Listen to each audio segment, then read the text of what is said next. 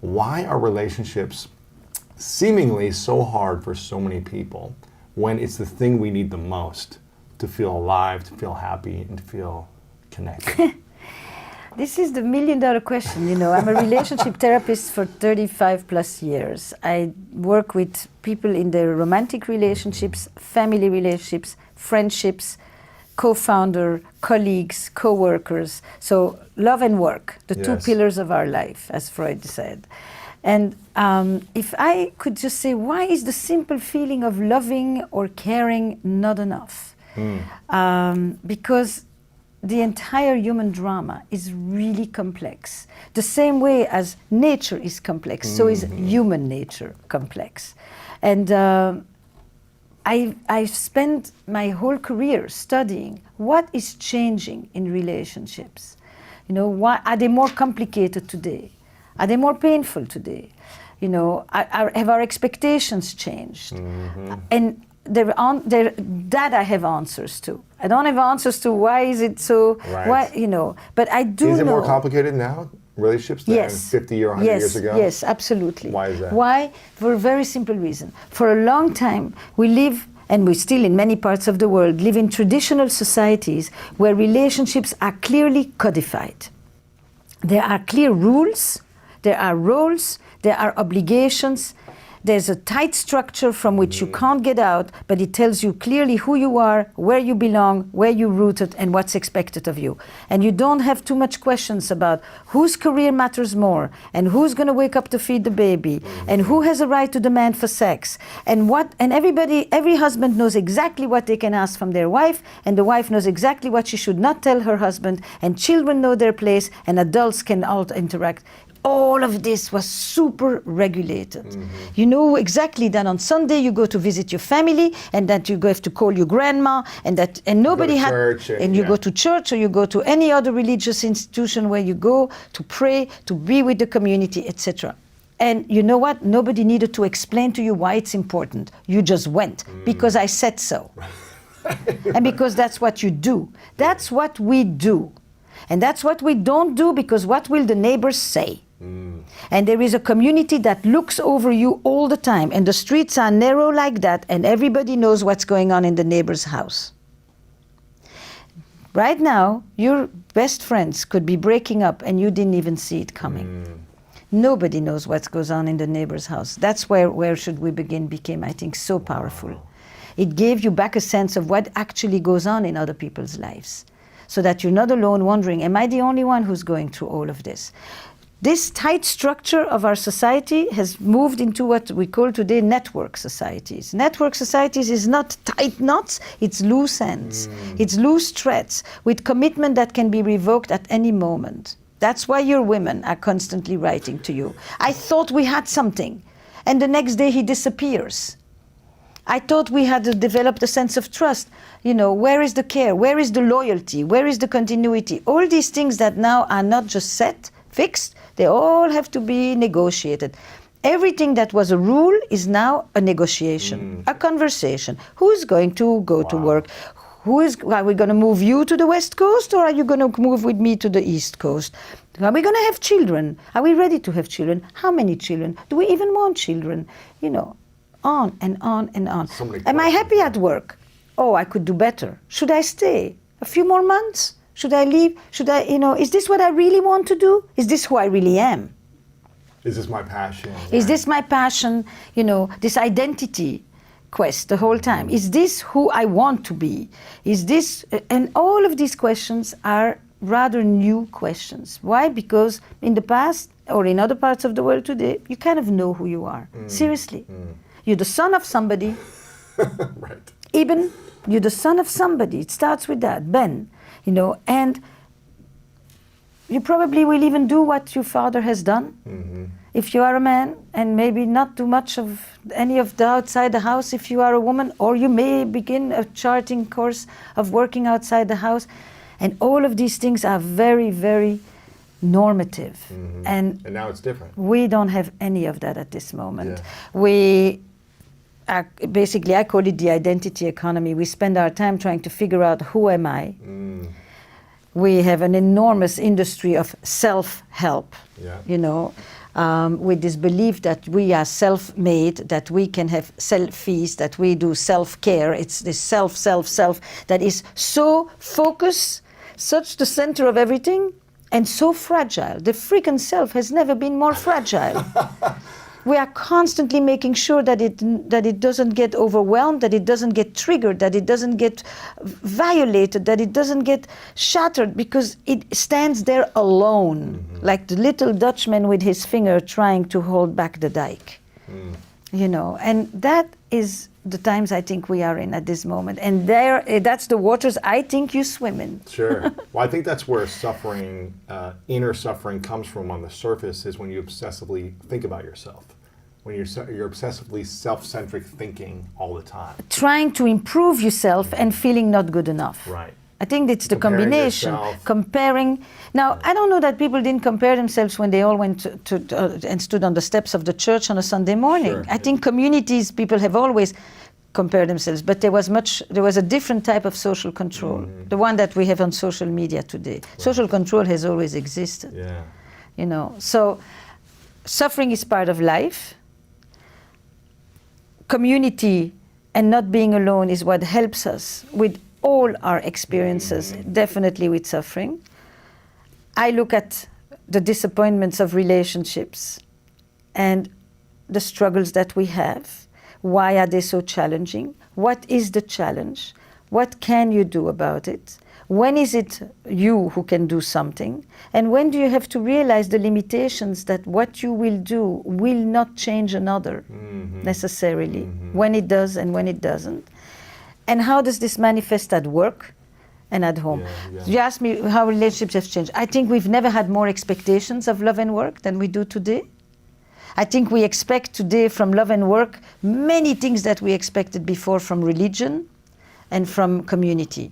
We want our relationships to be transformative, transcendent, Spiritual, meaningful, spiritual, sexual, purposeful, erotic, passionate, and we want it at home and we want it at work. How do we get it at work too?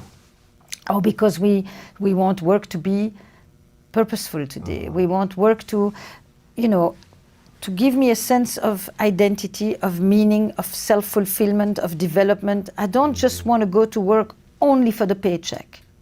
I need the paycheck, but I also want the paycheck to be meaningful to me. Work has become an identity economy. It's not just what am I going to do, it's who am I going to be.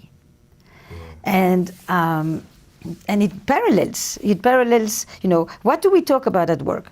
Transparency, belonging, authenticity, trust, psychological safety. I mean, when did the entire emotional vocabulary enter the workplace to such a degree that soft skills, what they used to be called, which are emotional and social skills, relational skills, which used to be seen as feminine skills, and feminine skills, you can idealize them in principle, but disregard them in reality. And these soft skills have very quickly become the new hard skills. True. And that's why I'm working in the workplace. Yeah. It's not because I have changed and I suddenly am interested in work. It's because work has changed and is suddenly interested in what I have been doing for decades. I love this. I'm going to ask you a question that may be hard to answer. Maybe it's easy. But you've seen a lot of intimate relationships work and fail over 35 plus years, right? Yeah. How many of the relationships, what's the percentage of people in your mind who are in intimate long-term relationships, marriages or not married but together, are actually happy most of the time? Thriving, beautiful. I'm sure there's challenges, but like they're able to work through them with semi-ease. How many relationships in your mind are super happy and thriving after decades of the changes of the times, society, work, family, all the dynamics that happen in life? So I have two ways of answering Yes. it. The first one is cultural. Your definition of happy and thriving and fulfilled is probably very different than many other cultures where being healthy, having enough to eat, having children, having grandchildren, jobs, having good jobs, being respected in the community, is happy and thriving. Is happy and thriving. It's not about you and I are talking on the couch and I'm pouring my heart at you and you are telling me I'm the best thing that's ever happened to you in your life and all of that. Okay, so that's one version. That's one version. Is you have got to look at the word happiness and thriving really in a cross-cultural context. I like that. Because a lot of us, by the way, who have the new definition, have parents who think about marriage and what is a happy marriage with the other definition. And I'm wondering, that maybe we are so unhappy because we want so many other things that are maybe not part of marriage. We have such high expectations. We have super high expectations. We want everything. We want a partner to be an entire community. My best friend, my trusted confidant, my passionate lover, my intellectual equal, my co-parent. And on top of it, I want with you to deal with all the vicissitudes of the everyday life and all of what we need to get to, all of that. And then we should also be passionate, great lovers, fantastic travelers. Exactly. And very few of us. Go dancing every week. Yeah. So Eli Finkel has a best answer for you on that. Okay. He's a researcher on marriage, and basically what he says is that the good relationships of today are better than the relationships of history, but they're very few. Because what you call that happiness is the top of the Olympus. It's climbing the mountain, and at the top of the mountain the view is fantastic, but the air is also thinner, and not everybody can climb the mountain. The people who get to the top, their top is probably better than the tops of the past. Wow. And now what is the top? It used to be that marriage was for survival. Then it became a romantic enterprise. And it became what I call the service economy, from the production economy to the service economy. You want children, but no longer just 8, so you only want 2. So sexuality becomes for pleasure and connection, so it becomes a service economy. It's no longer a production. Right. And then from there you go into identity, which is what? I want to become the best version of myself, and you're going to help me do so. That's the identity story of marriage. And that goes up the Maslow ladder. Now, if I ask the question differently, I actually wanted to write that very article.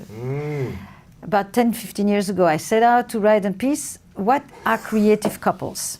And do you know, because creative was the word I was interested in, not so much happy, passionate, but creative, meaning not stable, not solid, but what is this thing, creativity, the spark? And I went and I asked almost 100 people, do you know couples that inspire you?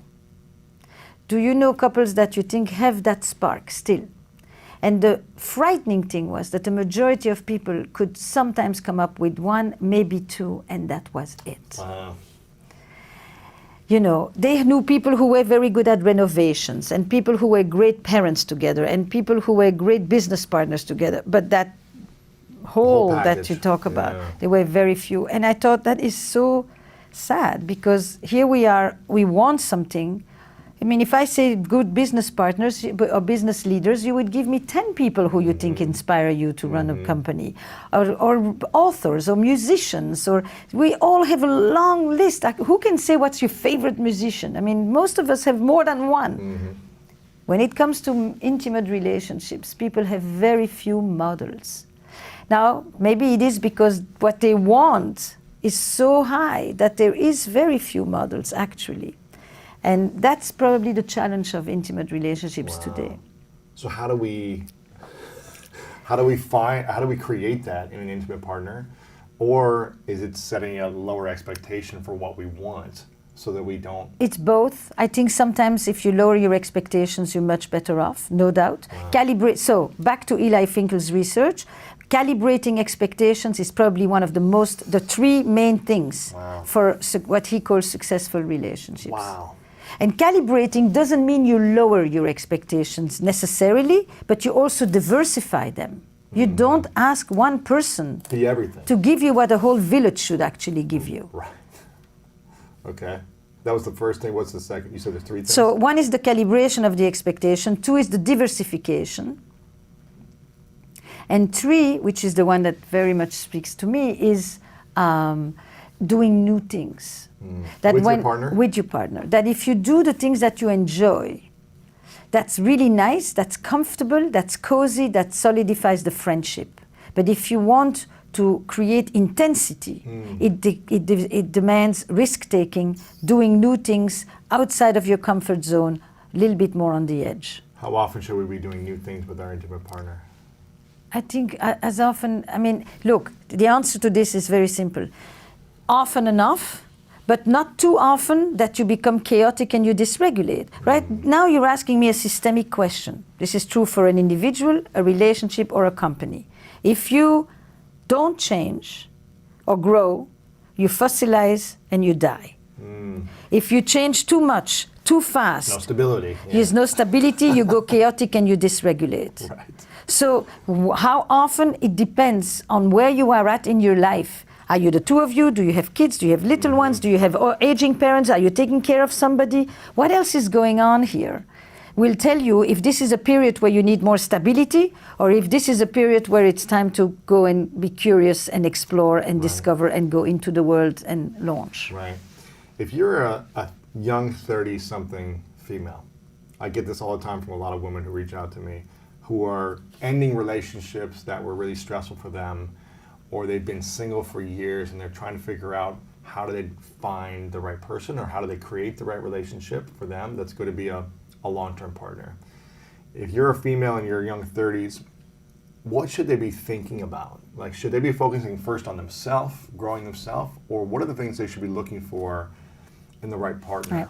I just wrote my current blog, which is a little bit of a critique of this taking care of yourself first. Okay, yeah. So, Give it to me. because you learn to love yourself in the context of your relationships with others. You know, this idea that you go first to work on yourself here and then you prepare this nice little package and you bring it to relationships, that is completely off, actually. Wow. It's interactive. You need a good amount of self-awareness, but you also need to be in relationships because it's people who help you become more aware. Practicing it. Practicing it, but other people let you see who you are. It's by being with others that you get to know who you are, and not just by sitting there alone and say, who am I, who am I? Right. But this is a relational perspective on life, and I will stand by that. Wow. Read the newsletter. I really poured myself Okay. into that one because I'm tired a little bit of this. No, what I will say to you, I'm tired of the go fix yourself First, and then go be in a relationship. Relationships help you to become who you are. That's what happens between children and their caregivers. The next thing is, instead of constantly thinking who's the right person I'm going to find, why don't you ask yourself, who do you want to be? Who should the other one be? No, maybe it's on occasion, ask, who will I be as a partner? Who have I been till now in my relationships? How have I shown up? What is it that I do? Not just, finding the right person. Now, what does it mean to find the right person? And there I will say, the simplest way of looking at it is this. There are many people you will love, and they are not necessarily the same people that you will make a life with. Are you looking for a love story, or are you looking for a life story? Ooh, that's good. You understand? Yeah. There are many people have had love stories. This is a whole different story. I never thought for a minute I would live with these people. Take something else to have a partner in life with whom you're going to go through the pains, the sufferings, the challenges, all of that. So, can you have a life partner and still have a love story? Of course. You want the life partner to be a love story too, but the love stories per se are not life stories. It's different ingredients, it's different values. There's some things that you don't need in order to have a beautiful love story with someone. It lives in its encapsulated version on its own. You're not thinking, can I do this with you? Can I get old with you? Can I take you to my parents? Do we share similar it's about values, life, not just about feelings. So when you're looking for the right person, it's not just what attracts you. It's who can you build a life with. If you want to know the secrets to becoming more attractive, then check out this powerful video with relationship expert Stefan Speaks. In most situations, when it takes months, you have not fallen in love, you've learned to tolerate them. You've grown attached to them, all right?